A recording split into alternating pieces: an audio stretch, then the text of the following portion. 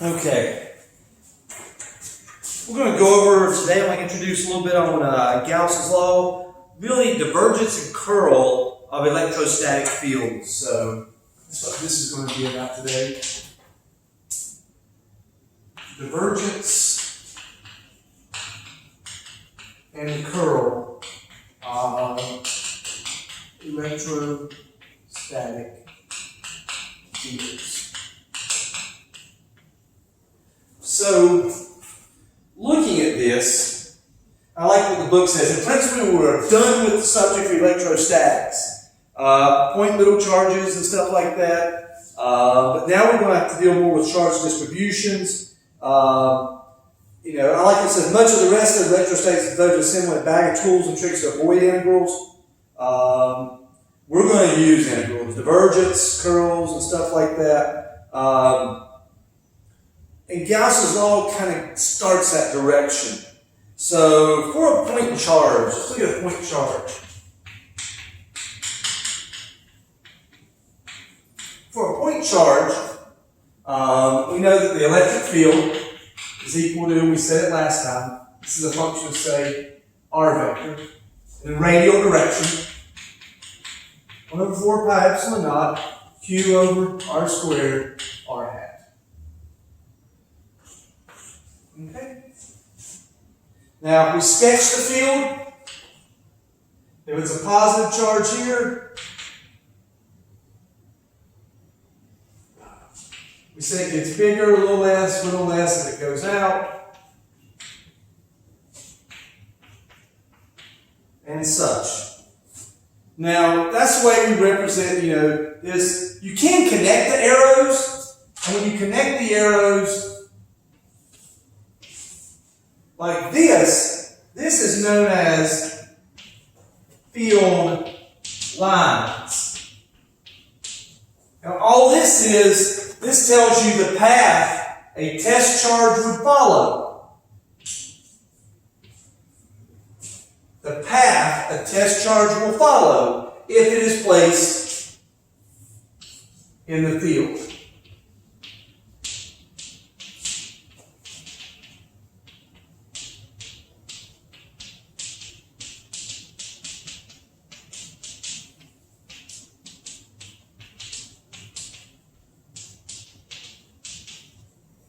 So, example, here's a little test charge. I take it, and this is 2D. Remember, it's spherical in 3 dimensions. In 2D, if I put this here, that test charge is going to start moving in that direction. Field lines don't really tell you how strong the field is, though. They don't really tell you. To get an idea how strong the field is, what we've got to think of it as, you've got to look. So using field lines, the strength of the field, how strong it is, how much it's going to push on that test charge. The strength of the field is indicated, I'm trying to use terms from the book, by the density of the field lines. Density of the field lines. The closer the field lines are together, basically, in this case, they're closer together than they are out here. The closer they are together, the stronger the field. Here, if you put a test charge, it's really, test charges are always positive. That was the assumption. If you put a test charge this close to a bunch of positive charge, it's going to get pushed real hard out. Out here, it's not as close, remember it falls off as 1 over the radius squared. So out here, it's going to be pretty weak and it just, it'll start pushing away, but not with the strength. It won't really get pushed hard like it would be really close to the source charges. Okay? Now, it talks a little bit in the book about how this can be deceptive though. They say in 3 dimensions it needs to be worked to really understand it. They look at some more complicated fields. They use the pair of opposite charges. If I put a bunch of negative charges right here, make that a bunch of positive charges, what's going to happen is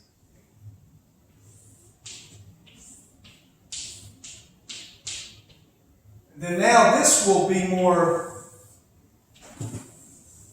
like that.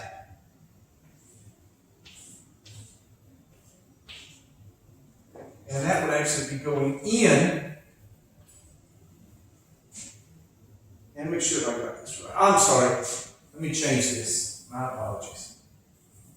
To make those arrows work the way I've got them, this must be our positive charge here. This must be our negative charge there. I was looking at it and I knew something didn't look right. So let me change this around.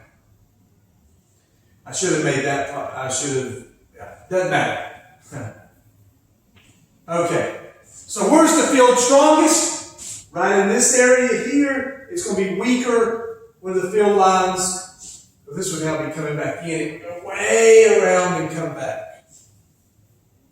So one of the things we can think of with field lines for strength of it,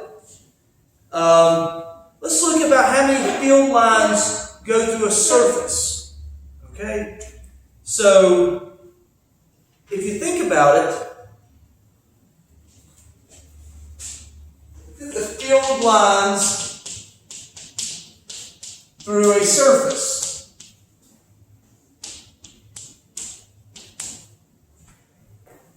And let's make our surface, I don't know, right here, around the positive charge. Now, that's my surface. It could, in this case, got 1, 2, 3, 4, 5, 6, 7, 8 field lines. What if I added more charge? If I add more charge, do I need more field lines? Will it get stronger here? Well, of course it will. So I need to add more field lines to represent it using this model. And now I've got more lines going through that surface. 1, 2, 3, 4, 5, 6, 7, 8, 9, 10, 11, 12, 13, 14. I've got more field lines. Stronger field. Of course, if I erase a bunch of those, have fewer charge, I need less field lines. So the number of field lines going through a surface is really going to represent how strong that field is.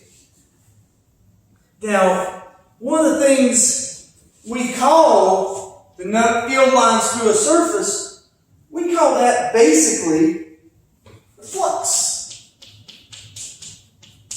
We did that with magnetic flux. This would be electric flux, not the electric sliding, electric flux, okay? You know, we can do the electric sliding. Derek, stop the electric sliding right now. I can see you doing it back in your room. All right? Now, how would we find the flux? Well, you know, we counted them in this case. But really if you remember when we did magnetic flux, we said magnetic flux is basically how much is going straight through. If it goes at an angle, it's not as strong. How much is kind of straight through? So we looked at the component of that magnetic flux in 212 that went straight through. So how do you find that component? Well, we're going to use E as opposed to B because it's an electric field, not a magnetic field. And we're going to say that's just E dot dA. What is dA? This is a differential area element. Differential area element. So, we kind of go back to what we did with magnetism. If you remember, we had a square surface, not a circular one, like in this case. And we made some little differential area element. And then, of course, this is the unit vector for the area is always perpendicular to the surface. And then we looked at, say, in this case, we'll have the electric field like this. And then we would look at it would come in at this angle to that differential area element. And you'd do the dot product. And of course, with dot product, that's cosine. So this would be the theta, which is the angle between the electric field vector and the area unit normal vector. Okay? This stands for A hat, is area unit normal vector. An area vector is the direction of the face is always perpendicular to that face. Okay? So this would be for one field line.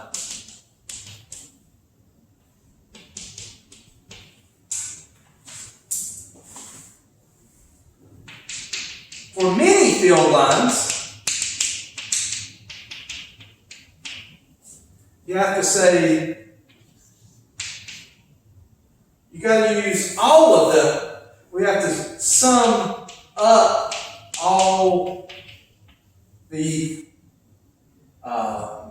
E field over the area.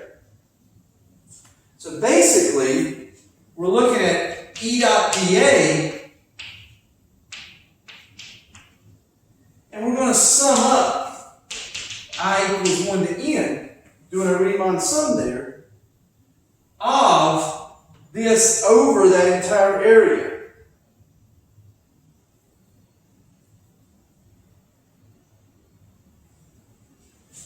And we're going to have the i's here, and this will be of all of these. Now, if we sum up over all the area, what are we going to get? Well, we're going to get an interval.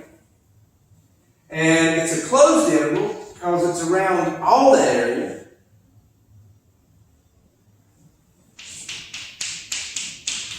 E dot dA. Of course,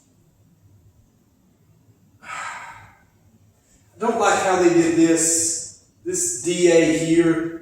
It's already a differential. We can make that a delta, be easiest, and then have this some area, a sub I there.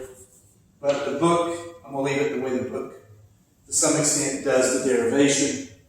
But bottom line is, this would be the flux over the entire surface.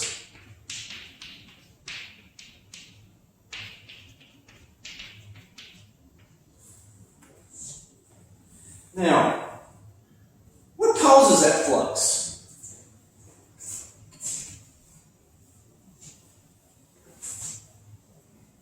What causes this flux? What causes the field lines to be there?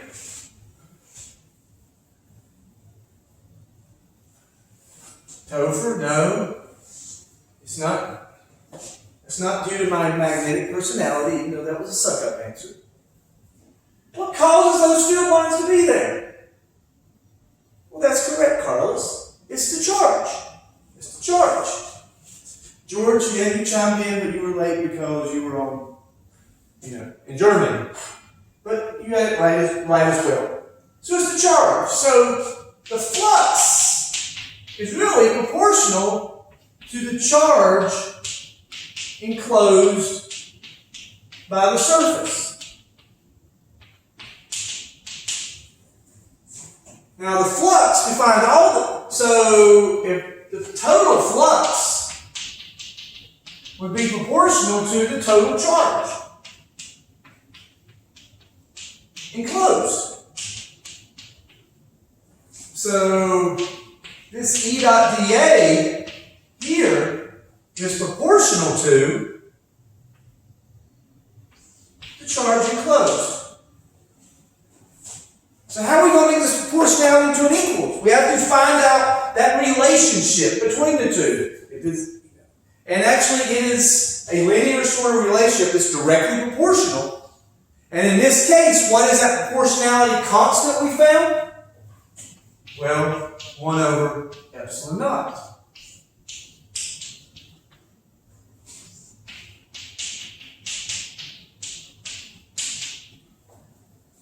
And what is this term here? That's the board.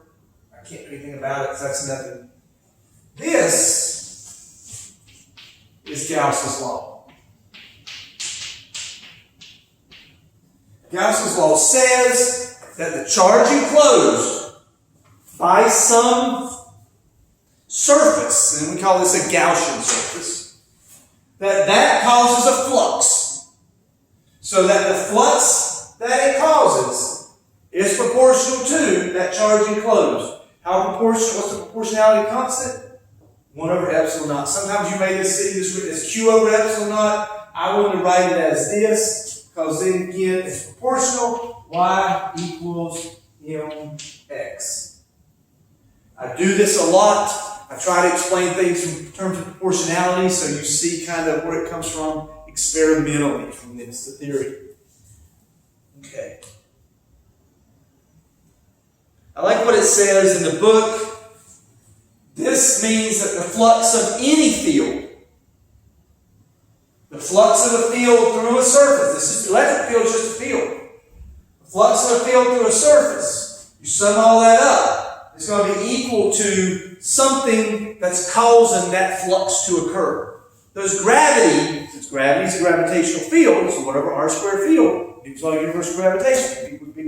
Big G m1, m2 over r squared, so it's a 1 over r squared field, just like Coulomb's law.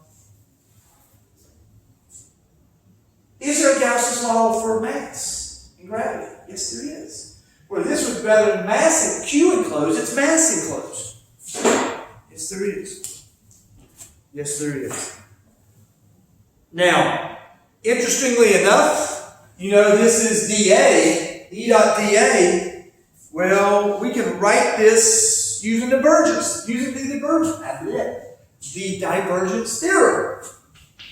And that's why we did the math that we did last time, last little bit, using the divergence theorem.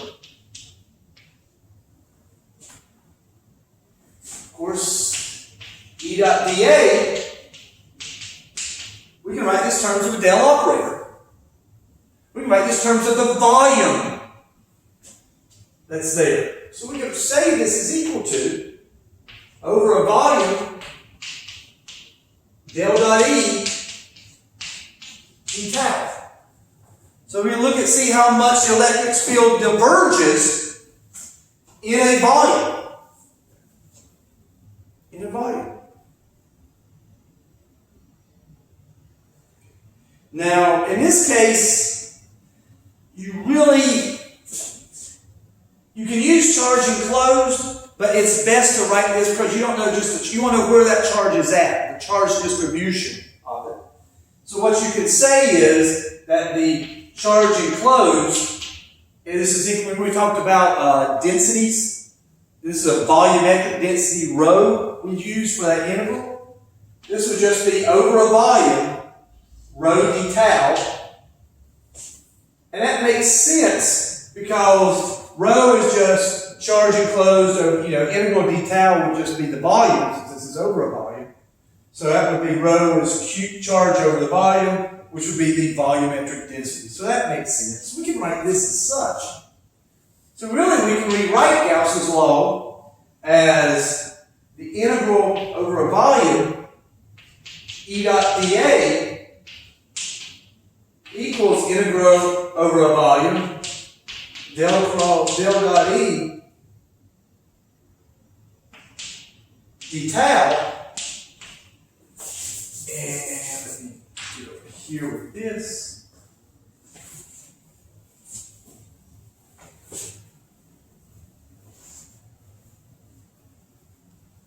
And what's interesting, this, as we said, is equal to 1 over epsilon naught, integral over a volume, rho d tau. That's Q enclosed over epsilon naught. That's what this term is, right? Well, all those have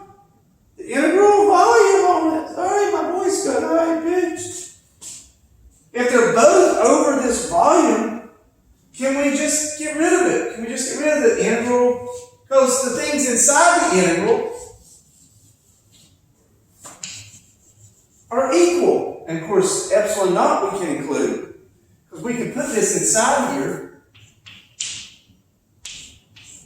And now we've got integral argument d tau, integral argument d tau.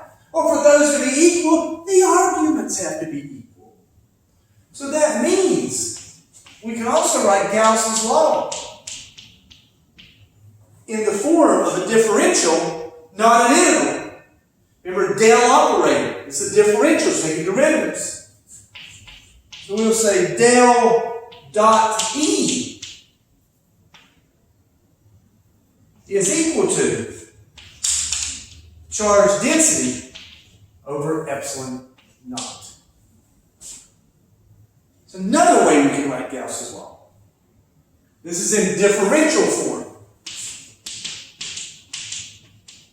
It's a nice little derivation. Maybe it'd be good for you guys to know. Maybe it will, maybe it will. Now they basically work their way back under section 2.2.2 under divergence of E. I don't want to do that one.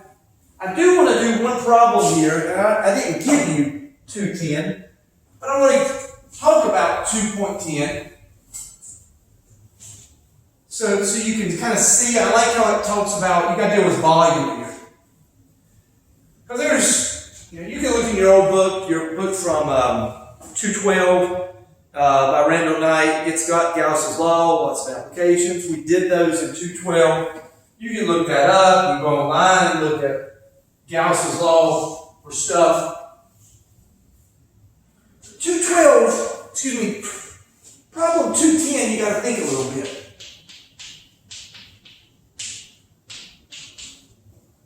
Now, it says we got a cube. Let me draw a cube.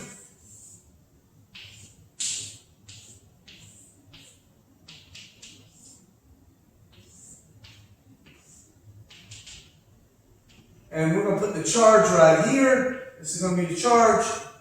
And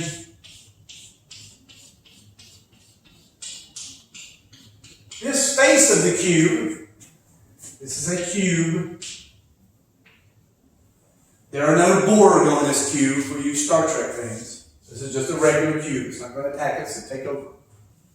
And if you don't like the perspective of my cube, because you say, this isn't very well done, well, I wasn't into cubic realism. I'm not a cubist from an art perspective either, so it's my version of a cube, okay? Now, it asks, what is the flux of E through the shaded side? And you're like, well, how long is it? What's the dimensions of the cube? Doesn't matter. If it matters, it would gave it, so I guess it doesn't matter. And you got to think three-dimensionally here, not two-dimensional. Here you have to think three-dimensional. What part of that total flux emanating from this charge, E dot dA, this represents? Well, here it looks like, because you've got electric field lines going into it. Well, I'll do it like this. You've got electric field lines here, going down, up, all directions. What part of that goes through one face of a cube and it in a catty corner to it? Well, to solve this, you got to think three-dimensionally. Because let's think three-dimensionally where this would be if it was surrounded by cubes. So if I've got a point here, I've got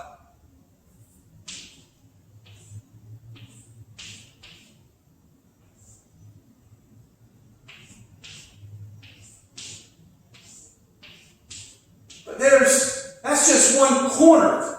If you think about it, there's a cube back here. So there's another cube back here. There's a cube over here.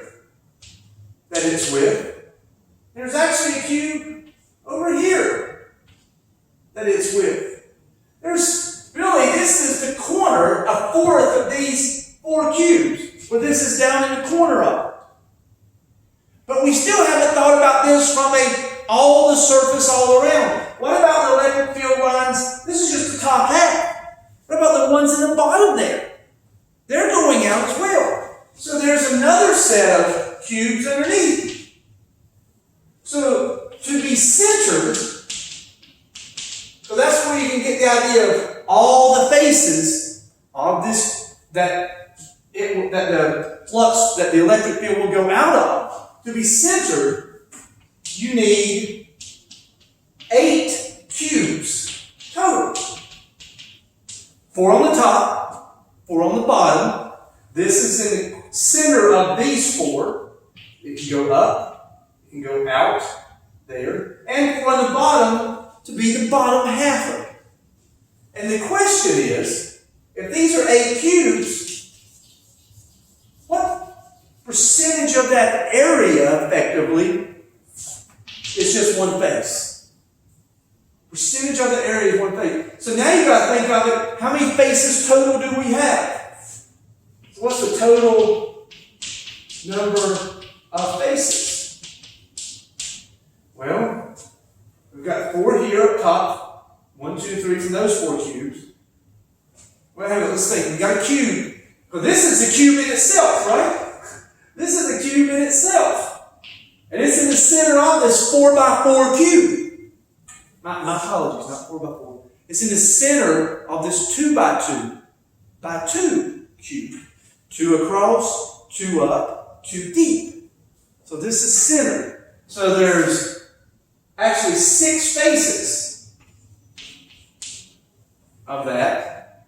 And each one of these faces has 1, 2, 3, 4 sides, 4 of these smaller cubes in it. So the total number of, I'll say, squares each face is 4. So total number of faces, 24. We'll find together, right? Now we only care, because if you have 24 faces, that will completely surround that point source. And if you look at the surface area of each one of these and added all 24 of those up, you would sum up and get the total flux caused by that charge in the center. Spheres are nice, but we're doing it just with cubes, so you got to think of it in those terms. And we only care about one of those faces. Well, if there's 24 total, and we only care about one, I think you know the ratio for the flux through this one face relative to the total flux. And for this sort of problem, that would be how you get the answer. I thought this was good about explaining, making you see the three-dimensional nature of it. They talked a little bit about the beginning of this section, but I want to go over this problem. Applications of Gauss's law. That's what we're going to work on next time in class on Friday. Doing some examples and stuff like that. So, thank you very much. And be sure to write the notes, turn them in. Oh, one more thing. Test on Friday, right? Test given out. From polling a few students, a lot of you haven't even started on the homework. Some of you may have just gotten it. But a lot of you haven't started on homework. So, I'll do the homework while I'm doing my test. That'll work out just fine. And maybe it will. Maybe it won't. I can't make you not do that. I could give a weekly homework problem to be solved for those that show up on Monday or to be turned in on Friday, and have it one of the homework problems for the chapter of interest and have that there and get you to work ahead a little bit and not do it all at one time. By doing tests per chapter, I'm hoping that would go down a little bit anyway. If it continues and you're not doing homework till the very end, till right before a test, that will happen. There will be some sort of weekly homework problem turned in for a grade, for a quiz grade. Be mature enough and ask me questions on homework and show me that you've done the work during the week after I go over it, that you're not putting it off till right at the last moment. Because this last moment crap is not good for your grade and not good for understanding. You might have got away with that in another course. Maybe you get away with that with the other professors. I don't know. I really don't care. But if you're going to understand E&M and understand it well, or care to understand it, that's not the way to go about doing it. I know we got this COVID crap going on. I know it's like we're all doing extra work to get the same amount of work done we do previous semester, and it's wearing people out. I understand it's wearing me out, wearing y'all out. And there's this general tension layer among everything. But we've still got to have excellence. And as best we can, we need to try to do it.